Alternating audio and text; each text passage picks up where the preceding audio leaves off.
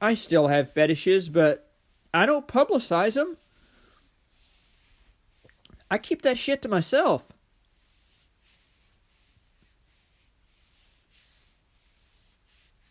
Because really, why should you make it everybody else's business? Why should you make your fetishes everybody else's business? It's not smart. Unless you want people to know that you're a predator.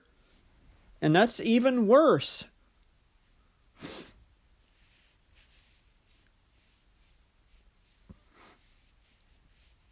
You know, unless you want people to know that you're, you know, you have a very disgusting foot fetish. That's kind of more than disturbing. That's, like I said, that's disgusting. That's disgusting. Wanting everybody to know your dirty little secret, but not telling anybody that you have any secrets. Let me just say this. Every human being on earth has secrets. Not everybody publicizes those secrets. Everybody has perverted secret fantasies that they don't want public.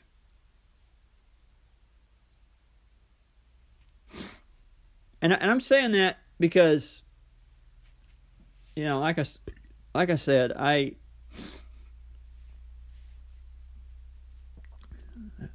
I said before, I guess I never noticed the whole foot fetish thing on the Nickelodeon shows until people started talking about how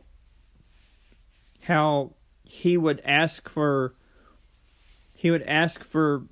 Polaroids of the girls. Like that's just weird. Like, would he ask for Polaroids of their feet? Like, that's just sick.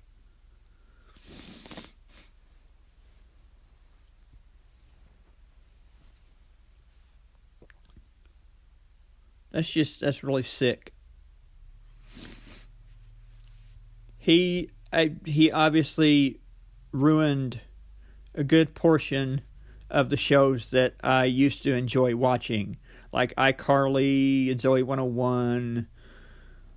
I used to love watching Zoe 101, but now that I know that Alexa Nicholas was completely miserable the entire time she did the show, I don't want to watch it now. Because I have to say this, she completely pulled a Robin Williams doing those entire 2 seasons. I really think Alexa Nicholas is one of the funniest characters of that show, and not because of how Dan demoralized her, but just how she portrayed the character, how she played the character. Alexa Nicholas is just so funny. And knowing that the entire cast just did not get along and were totally just knowing the cast was completely abusing her. I'm sorry. Yeah, I have to, and the worst part is Nickelodeon did nothing. They more than didn't do anything. They enabled the abuse. That's worse. And I know this because when I was going to school, I was bullied horrendously by other mentally enfeebled children. And I hated it. I didn't understand why I was there. I didn't understand why I was there. But I was there, and I would literally come home just wanting to die. I would literally come home just wanting to die. Literally.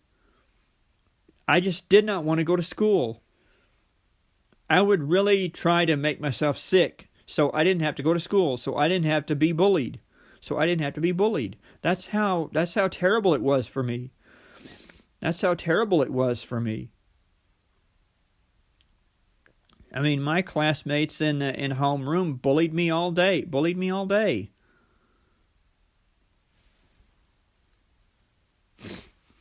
Even that kid, Heath Rayleigh, whatever his name is, he was the worst to me.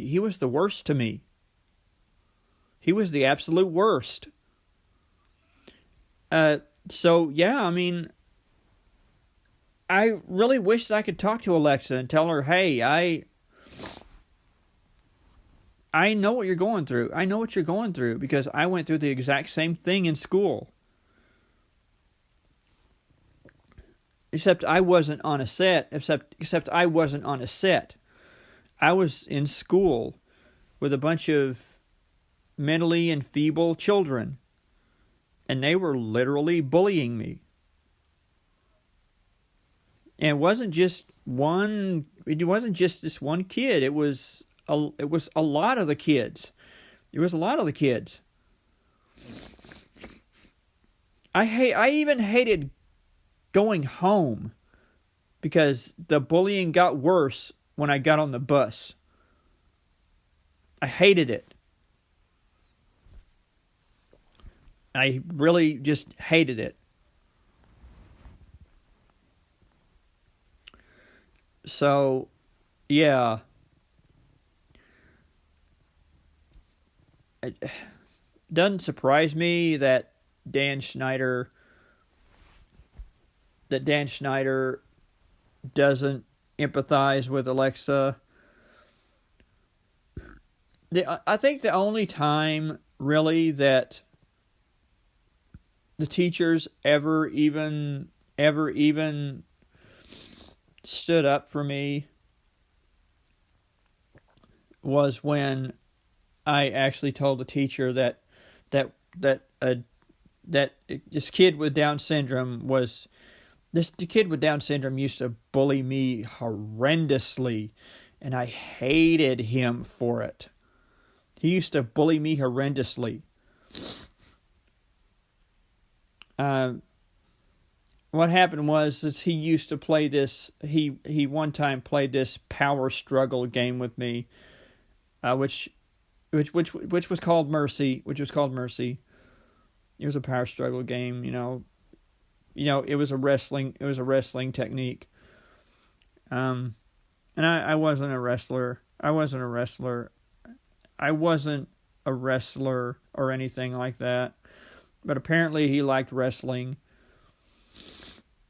I did not. And not at that time anyway. But anyway, I remember he literally played Mercy with me and sort of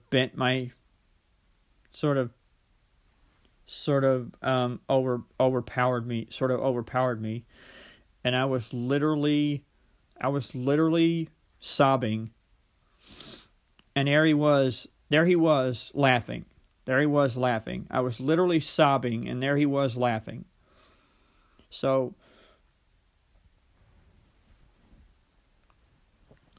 just imagine being someone like myself and being in constant situations where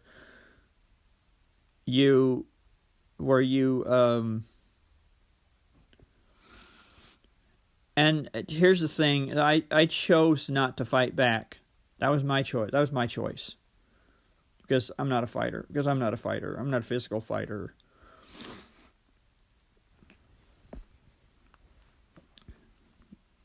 But yeah. I think I was kind of when I started. I think that's when I kind of started watching horror movies because I literally kind of felt like I kind of felt like, you know, I don't know, it was weird. I kind of felt like I kind of felt like in a way I wanted to be like that. I never was. I never was. I felt like I wanted